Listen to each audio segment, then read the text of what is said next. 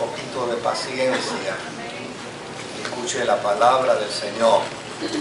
En el capítulo 20 del Evangelio según San Juan, verso 19 al 22, la palabra del Señor dice: al atardecer de aquel primer día de la semana, estando reunidos los discípulos a puerta cerrada por temor a los judíos, entró Jesús y poniéndose en medio de ellos les saludó: la paz sea con ustedes. Dicho esto, les mostró las manos y el costado. Al ver al Señor, los discípulos se alegraron. La paz sea con ustedes, repitió Jesús. Como el Padre me envió a mí, así yo los envío a ustedes. Acto seguido, sopló sobre ellos y les dijo: reciban el Espíritu Santo. El Señor añada bendición a su santa y bendita palabra.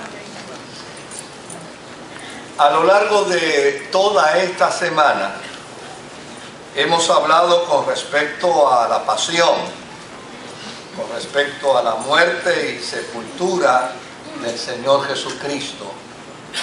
Y hoy quisiéramos hablar un poco sobre el término bíblico que plantea su resurrección. Y desde luego, si importante es hablar de la pasión y de la muerte de Jesús, aún más importante es hablar de la resurrección de Jesucristo. Porque la resurrección de nuestro Señor Jesucristo es la nueva dimensión que se conforma en la vida del ser humano que ha sido reconciliado con Dios a través de Jesucristo. Y desde luego, porque hubo resurrección, es entonces porque la iglesia vive la experiencia del Espíritu Santo. Jesucristo le dijo a los discípulos: conviene que yo me vaya, porque cuando yo me vaya os enviaré al Consolador, y éste estará con vosotros todos los días de vuestra vida hasta el fin del mundo. Si la resurrección no hubiera acontecido, el Consolador no hubiera llegado. La razón por la que el Espíritu Santo llegó es porque hubo una bendita experiencia de resurrección. Ahora, es importante que para vivir una vida plena del Espíritu, oiga bien, es importante que para vivir esa vida plena del Espíritu, entonces nosotros como cristianos tengamos fe, creamos en la experiencia de la resurrección. Nuestra relación con Dios y nuestra relación en Dios se da justo en el contexto de nuestra fe con respecto a la resurrección.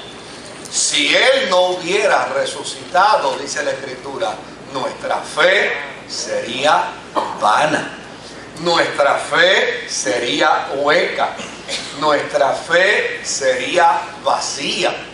Y desde luego, la experiencia de la resurrección es un evento no solamente históricamente real, sino que la experiencia de la resurrección tiene que ser una expresión de fe profunda en la vida de todos y cada uno de nosotros como cristianos. ¿Por qué digo esto?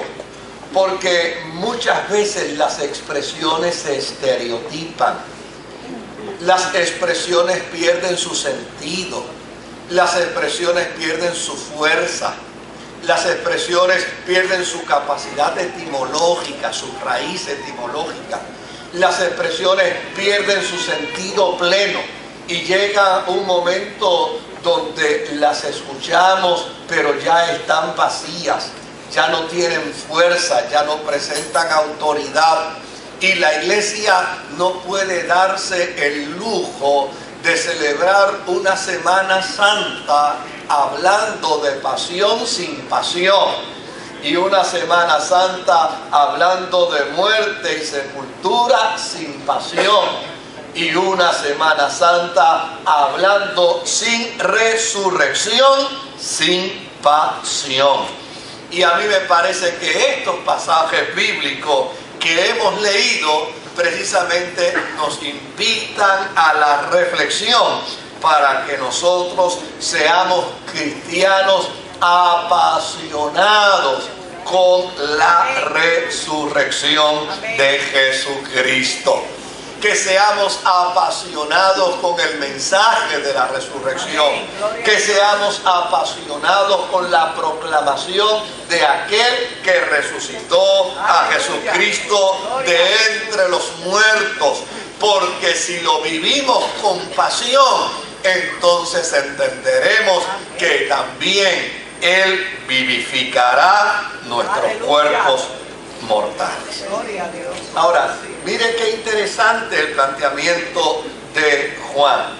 Él nos presenta precisamente cómo se desarrolló esa fe en la vida de los discípulos. Esa fe de pasión, esa fe de entrega. Si usted observó los textos bíblicos, sobre todo cuando dice al atardecer de aquel primer día de la semana, estando reunidos los discípulos a puerta cerrada por temor ¿a quién? Por temor a los judíos.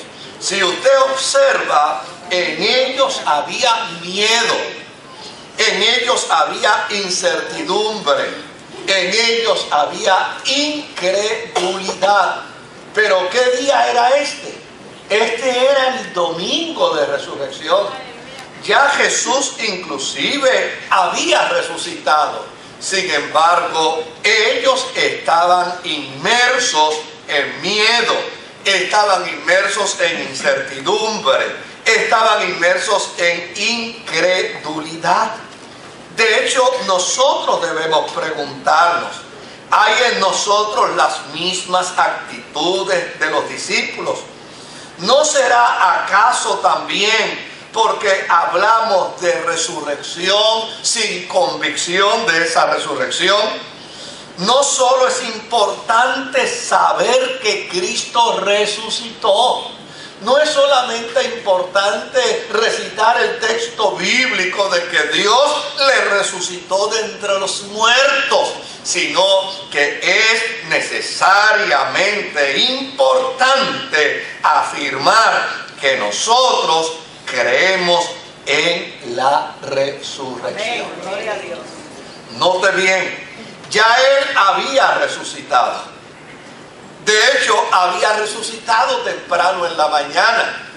Ya el día del domingo prácticamente había concluido. La noche había caído. En el primer día de la semana, en el día de la resurrección, los discípulos todavía estaban viviendo desamparo, estaban viviendo inseguridad. Jesús está vivo, pero ellos están muertos de miedo. Y cuando usted compara y contrasta, entonces usted podrá entender el porqué de mi planteamiento, que no es solamente hablar, que es creer, que es tener convicción. No es meramente decir feliz día de resurrección. o para complacer a nuestros amigos judíos norteamericanos, hablarle hoy de feliz día de Pascua.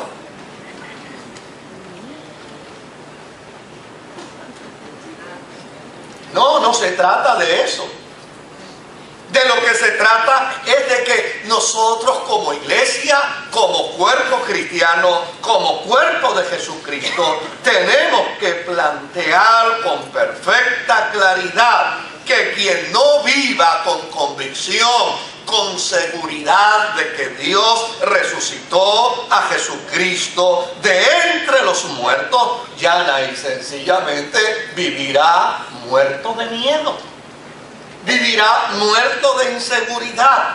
En Juan capítulo 16 y versículo 16, la Escritura nos dice: dentro de poco ya no me verán, pero un poco después volverán a verme. Y Jesús les estaba diciendo precisamente a sus discípulos: mira, no se desesperen, no caigan en la trampa de la inseguridad, no caigan en la trampa del miedo. Esto será cuestión de un ratito. Dentro de poco no me verán nada más que pendido de la cruz. Después de ahí dejarán de verme, pero no se llenen de inseguridad, no se llenen de miedo, no se llenen de temor, porque una vez dejen de verme, inmediatamente volverán nuevamente ¿a qué? A verme. ¿Sabe qué es lo más sorprendente de nosotros los cristianos? Que nos conocemos al dedillo todas las promesas de Dios, pero muy pocas veces creemos en ellas cuando es necesario afirmarlas. ¿Sabe cuál es el problema muchas veces de nosotros los cristianos?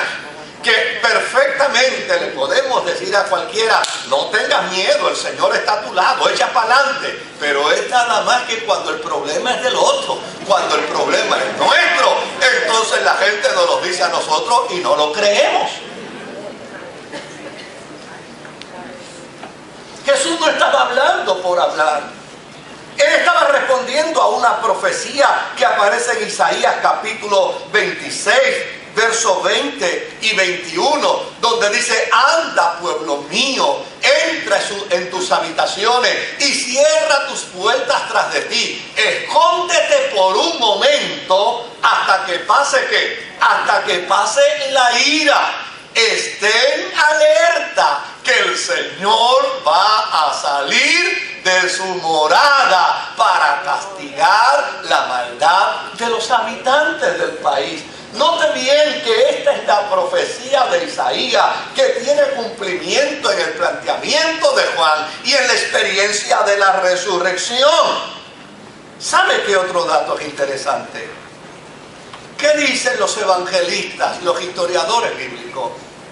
Que María Magdalena por la mañana, el domingo por la mañana, salió con un sinnúmero de especies aromáticas y fue a llevarlas precisamente a la sepultura para poner todas esas especies aromáticas en el cuerpo de Jesús.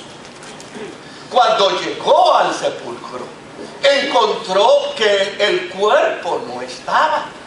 Y escuchó el testimonio de los ángeles, que le dijo: no está aquí porque ha resucitado. Y dicen también los evangelistas que de momento él la llamó María. Y cuando ella se volteó y lo vio, lo reconoció y le dijo: maestro. Y desde luego los historiadores dicen que hubo una conversación entre el resucitado y ella. Y Jesús le dijo: ve ahora a los discípulos y dile que voy de camino a encontrarme con ellos.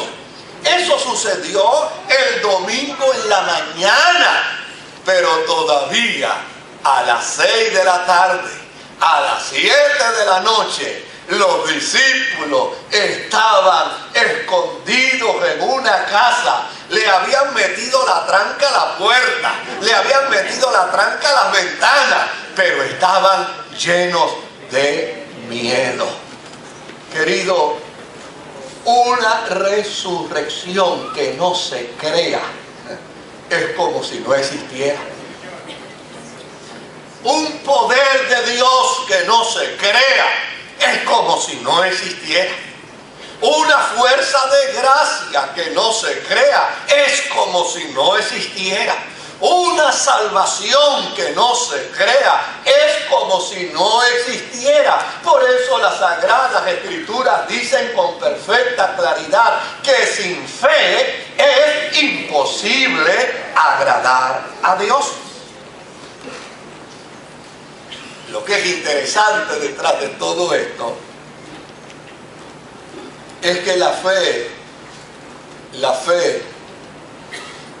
solamente sirve para nosotros. Dios no necesita fe. Él es el autor de la fe. Dios no necesita fe, ni necesita mi fe para hacer las cosas. Mi fe a quien beneficie es a mí. Mi fe quita los temores míos. Mi fe no quita tus temores. Mi fe no quita tus ansiedades. Mi fe quita mis temores y mis ansiedades. Mi fe quita mi incertidumbre y mi pesar. Mi fe hace que entonces mi vida tenga una dimensión distinta para ver a Dios obrar. No es que Dios obra como resultado de mi fe, no. Dios obra con mi fe o sin mi fe. Pero cuando yo tengo fe, entonces puedo ver la gloria de Dios. No sé si usted me está entendiendo. No se le ocurra pensar que yo estoy enseñando una doctrina nueva. Pues si usted no sabe esto, hay que empezar de nuevo a predicar el Evangelio. Ahora, mira lo interesante de esto. Ellos estaban intimidados, amedrentados, asustados, con incertidumbre. Había resucitado el Señor. Llevaba más de 12 horas resucitado. El resucitado ya estaba, pero para ellos estaba muerto.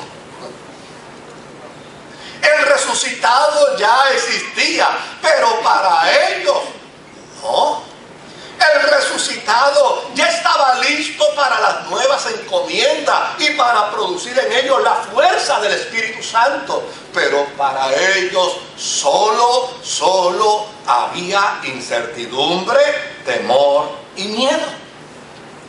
Pero a Dios no le frustra la falta de fe nuestra como para no obrar.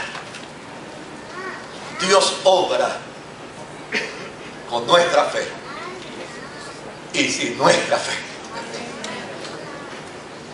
Qué bueno que Dios no necesitó mi fe para hacer el universo. Qué bueno que Dios no necesitó mi fe para hacer los astros. Imagínense a Dios diciendo de Moisés: ¿crees tú que yo puedo hacer decenas y centenas de lunas? ¿Tú crees que yo puedo hacer decenas y centenas de soles? ¿Tú crees, Moisés, que yo puedo hacer una vía galáctica que sea incontable? ¿Tú crees que yo puedo hacer planeta sobre planeta y hacer que todo esté en un orden y en un equilibrio extraordinario? Si Él me lo hubiera preguntado a mí, yo me hubiera encogido de hombros peor que Tomás. Pero Él no necesitó mi fe para hacerlo todo. Él creó todas las cosas sin mi fe, solo por su palabra. Pero desde luego, claro que sí, la fe va a ser importante, porque cuando yo creo en el Dios que ha hecho todas las cosas, entonces yo vivo entendiendo que aquel que resucitó a Jesucristo de entre los muertos también me va a vivificar mi cuerpo mortal.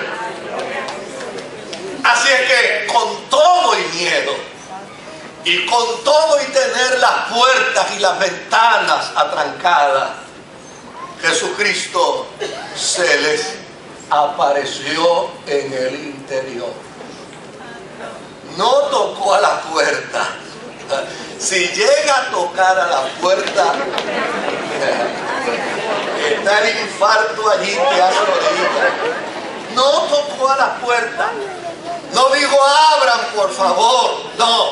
Simplemente mientras todos ellos estaban llenos de temor y de miedo, Él se apareció para decirle la palabra más importante, la expresión más importante, la experiencia más importante que debe estar en el corazón de un cristiano.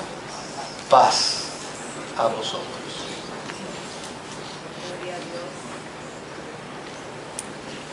Si usted supiera que en orden de prioridad la paz está por encima de la salud. Permítame decir algo con una expresión un poco tal vez exagerada. ¿Para qué rayo quiero salud si no tengo paz?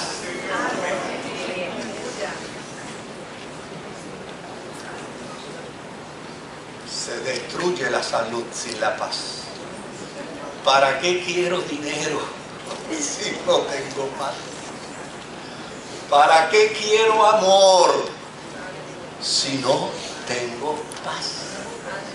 Lo que va a transformar la vida del ser humano, indistintamente las circunstancias en su entorno sigan igual, es la paz.